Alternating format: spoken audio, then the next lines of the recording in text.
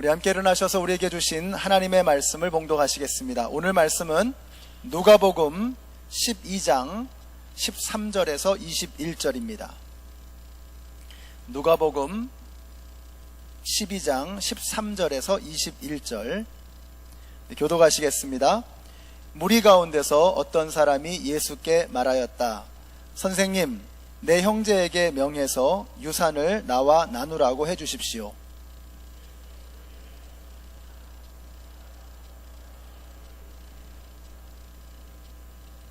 그리고 사람들에게 말씀하셨다.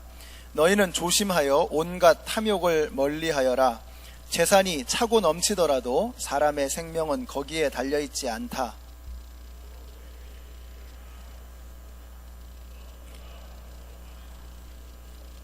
그래서 그는 속으로 내 소출을 쌓아둘 곳이 없으니 어떻게 할까 하고 궁리하였다.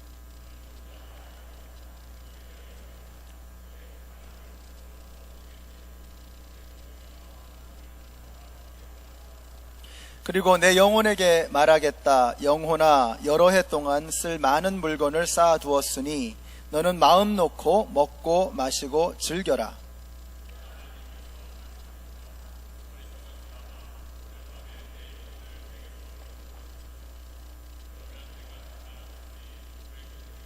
함께 읽습니다.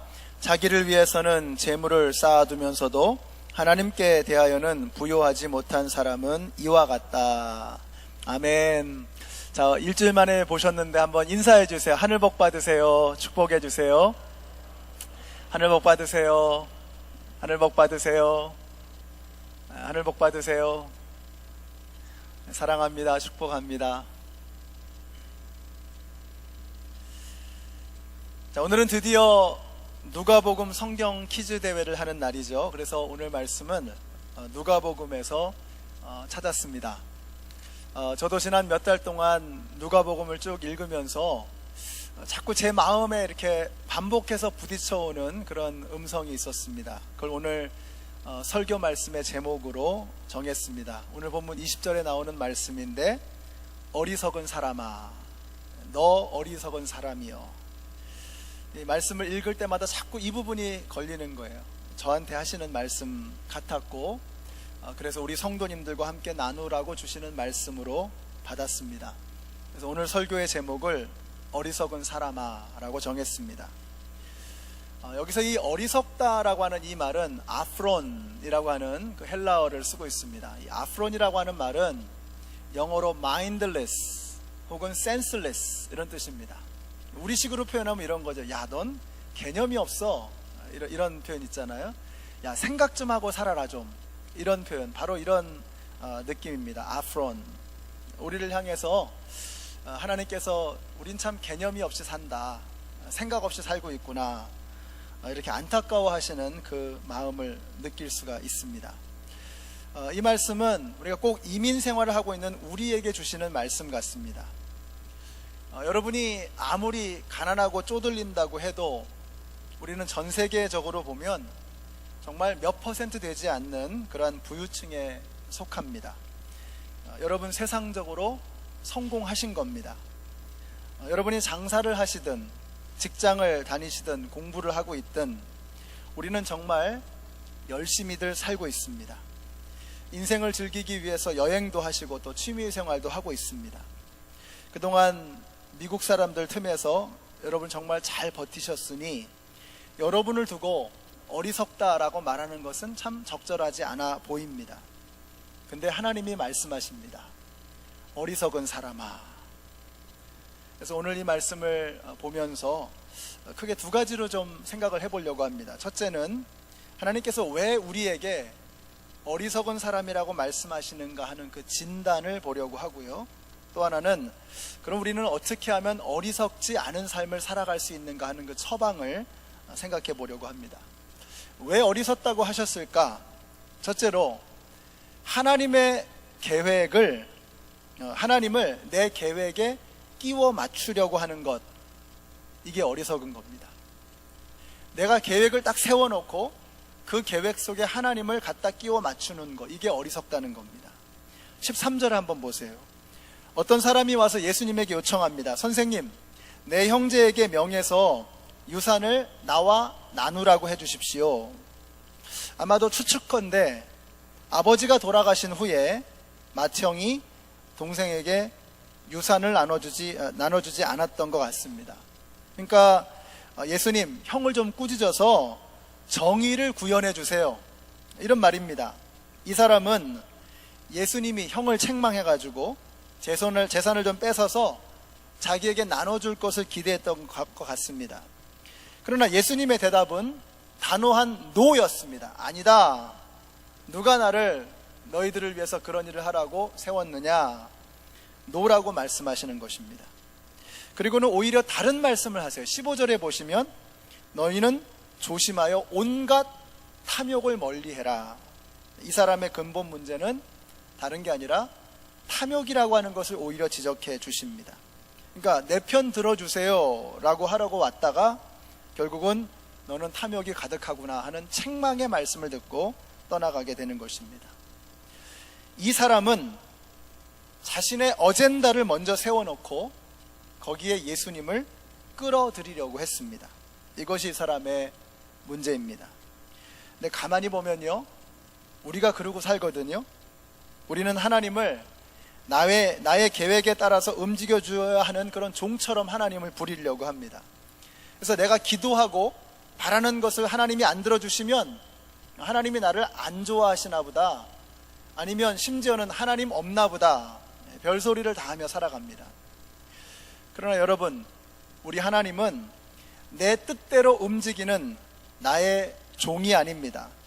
하나님은 우리가 바라는 대로 휘둘리는 우리의 하수인이 아니십니다.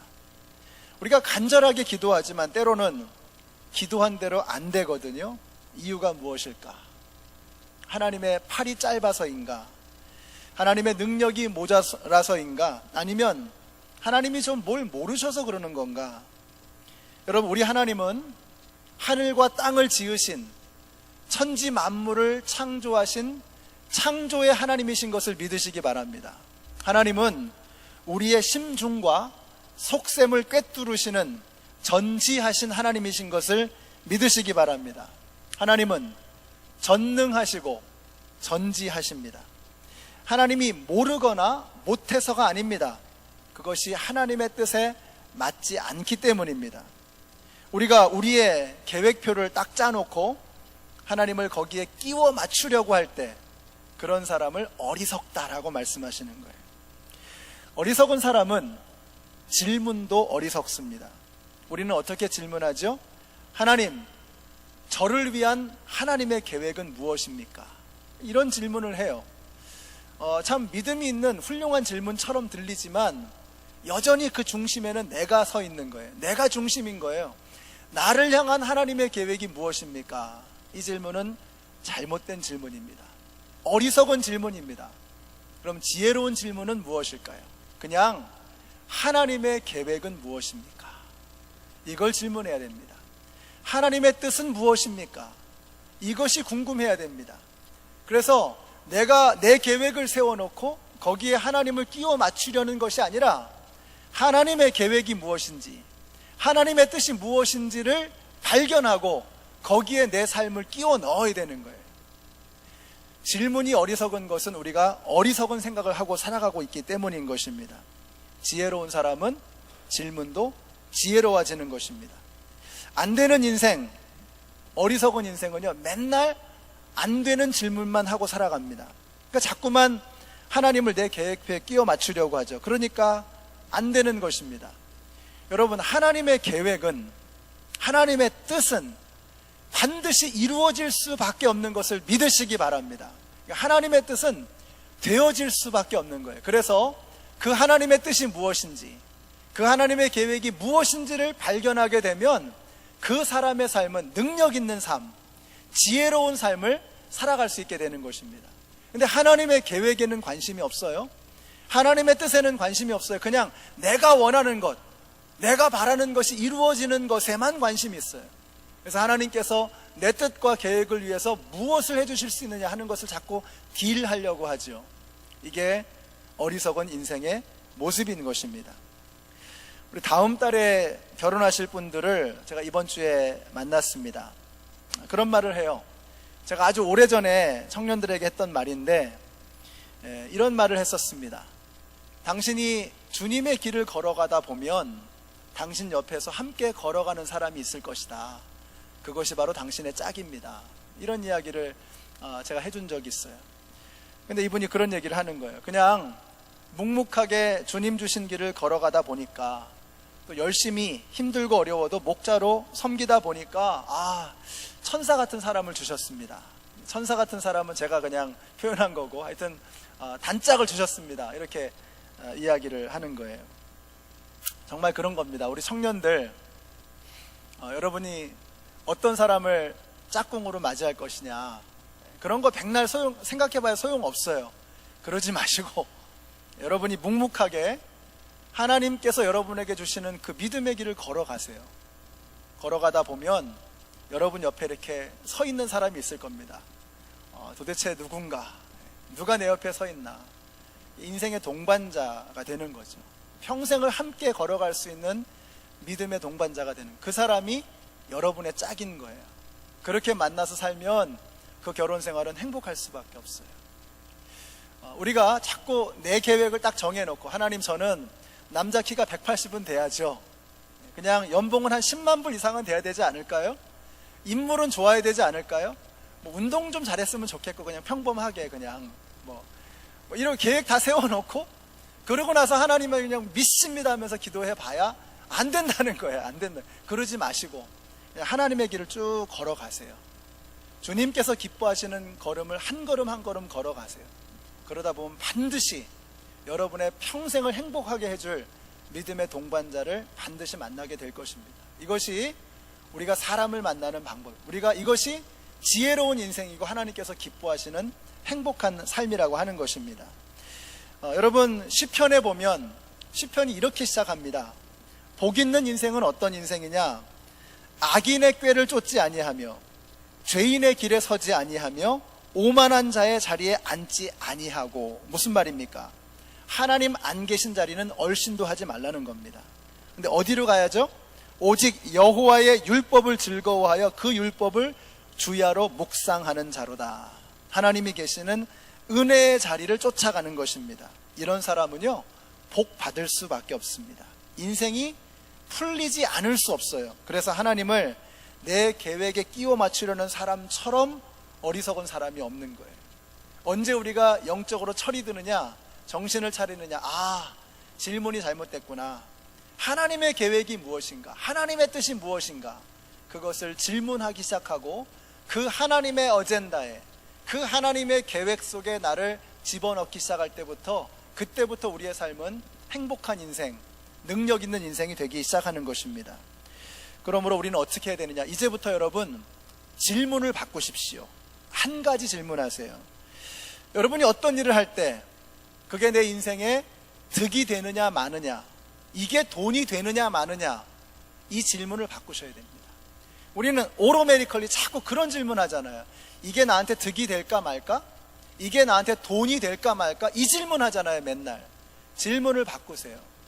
이제는 이것이 과연 하나님의 뜻이냐 아니냐, 이 길이 하나님이 기뻐하시는 길이냐 아니냐, 이것을 찾으세요. 왜냐하면 하나님의 뜻은 반드시 이루어지기 때문에, 하나님의 길은 반드시 승리하는 길이기 때문에 그 길을 발견한 사람은 행복한 사람, 복 있는 인생이 되는 것입니다. 오늘 여기 나오신 우리 모든 성도님들이 질문을, 엉뚱한 질문 하지 마시고 돈 되냐 마냐, 득 되냐 마냐, 이 질문을 바꾸셔서 이게 하나님의 뜻인가 아닌가 질문을 바꾸시고 여러분의 인생을 변화시키시는 우리 모두가 되시기를 예수님의 이름으로 축원합니다. 또 어리석은 인생은 어떻게 하느냐? 두 번째로 인생의 목적을 자꾸 엉뚱한 데 두는 겁니다. 15절 보세요. 같이 한번 읽어보실까요? 15절 시작. 그리고 사람들에게 말씀하셨다. 너희는 조심하여 온갖 탐욕을 멀리하여라. 재산이 차고 넘치더라도 사람의 생명은 거기에 달려있지 않다. 이 사람의 진짜 문제는 예수님이 진단하시기를 탐욕이라고 보신 겁니다. 정의를 구현해 주세요 라고 말은 했지만 속마음은 탐욕입니다. 재산을 더 갖고 싶었던 겁니다. 왜 그럴까요? 거기에 행복이 있다고 믿은 거예요. 그래서 그렇게 사는 겁니다. 근데 과연 그런가? 저는요, 돈을 어마어마하게 많이 가지고 있는데 불쌍하게 사는 사람 많이 봤습니다. 그러나 부자도 아니고 지식도 많은 것도 아니고, 그런데 존경받고 사랑받고 멋지게 행복하게 살아가시는 분들을 정말 많이 봤습니다. 우리가 속지 말아야 됩니다.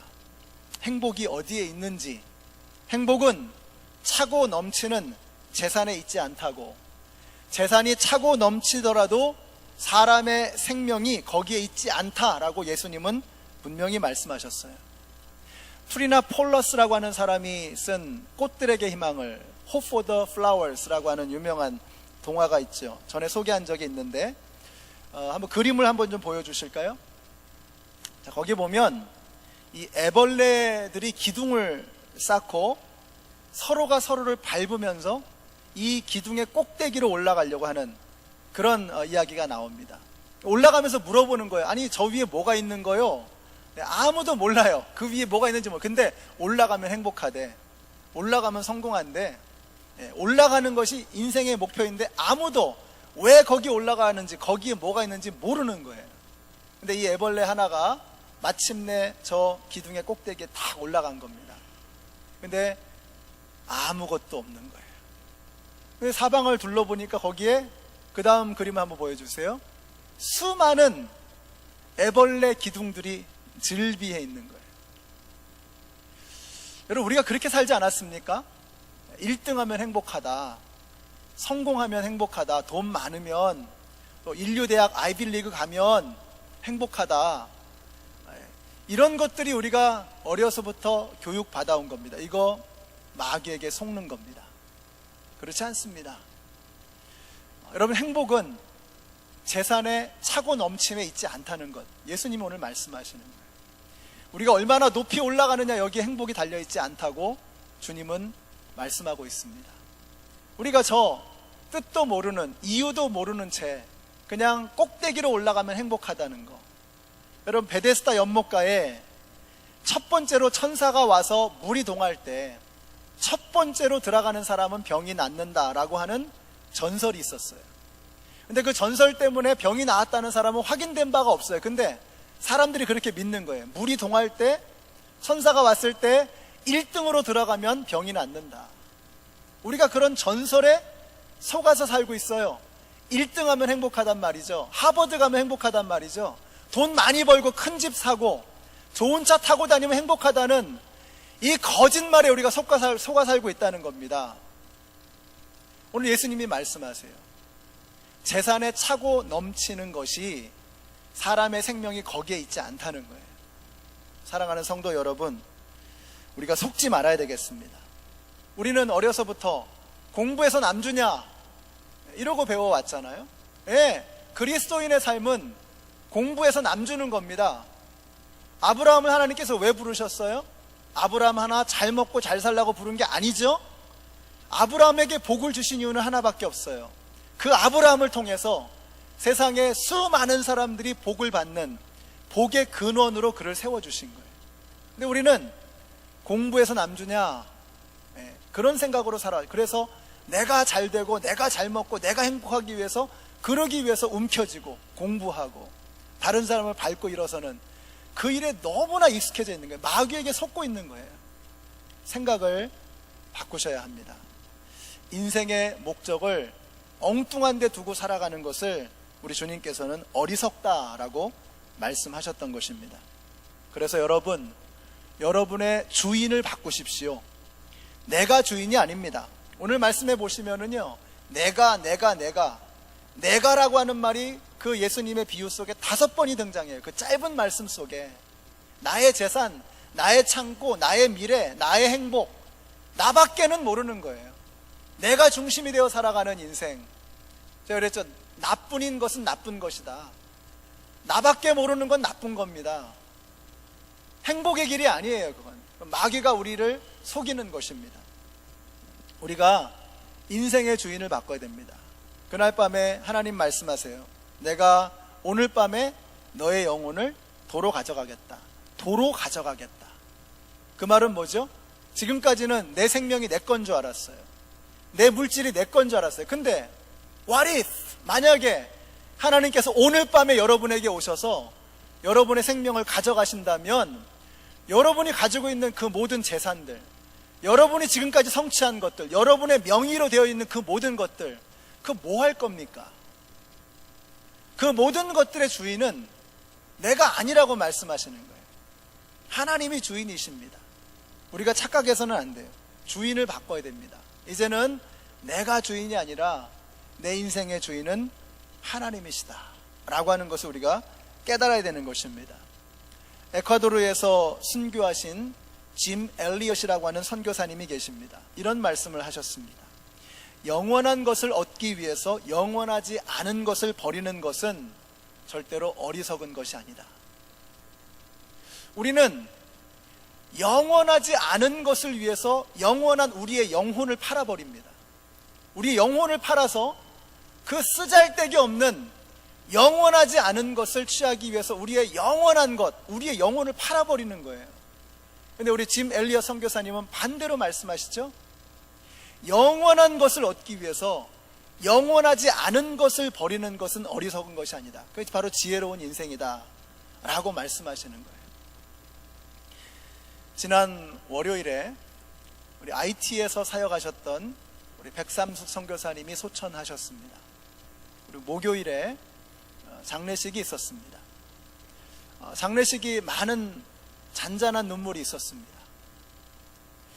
정말 우리 선교사님께서 이 땅에 계시면서 IT를 위해서 하셨던 그 사랑, 그 섬김과 희생의 모습을 저희들이 간증으로 또 고백으로 함께 들으면서 많은 눈물을 흘렸습니다. 집에 돌아오면서 그런 생각이 들었습니다. 이렇게 살아야 되는데, 인생은 이렇게 살아야 되는 건데 우리가 너무 지엽적인 것들, 쓸모없는 자질구레한 것들, 표피적인 것들, 그런 것들을 내 인생의 목표로 붙들고 살고 있는 우리의 한심한 모습을, 저 자신의 한심한 모습을 그날 장례식을 통해서 계속해서 생각나게 하셨어요. 사랑하는 성도 여러분, 여러분에게 주신 그 인생, 여러분 어떻게 하면 행복하겠습니까? 세상에 뭘로 여러분을 채우면 여러분이 만족하시겠어요? 여러분이 천하를 여러분 안에 구겨 넣는다고 할지라도 우리는 절대로 그걸로 인해서 만족할 수가 없어요. 천하가 내 안에 다 들어와도요, 꽉 채워지는 느낌은 절대로 있을 수가 없어요. 이유가 뭘까요? 하나님이 저와 여러분을 천하보다 더 크고 위대하게 창조하셨기 때문이에요. 우리가 천하보다 더 큰 존재입니다. 천하보다 더 크기 때문에 천하 우주 만물을 다 구겨 넣어도 우리는 만족이 안 돼요. 다윗이 고백하잖아요. 여호와는 나의 목자시니 내가 부족함이 없으리로다. 내 잔이 넘치나이다. 그가 광야에서 도망자 생활을 하면서 했던 고백입니다. 아니, 뭘 가지고 있지도 않은 사람이 잔이 넘친대요. 부족함이 없대요. 우리는 천하를 다 구겨 넣어도 만족이 안 된다고요. 우리를 충만하게 채울 수 있는 비결은 하나밖에 없습니다. 온 우주 만물을 지으신 하나님이 나를 채울 때, 하나님이 내 안에 계실 때 우리는 그분 한 분만으로 만족하고 충만할 수 있는 거예요. 여러분, 우리가 잘못된 인생의 목표를 수정해야 됩니다. 이걸 바꾸지 않으면 우리 행복할 수 없습니다. 어리석은 인생을 돌이킬 수 없습니다. 그러므로 사랑하는 성도 여러분, 우리 이제부터 하나님을 나의 계획 속에 끼워 맞추려는 오만과 불순한 계획을 우리 포기하십시다. 우리 목표를 수정해야 됩니다.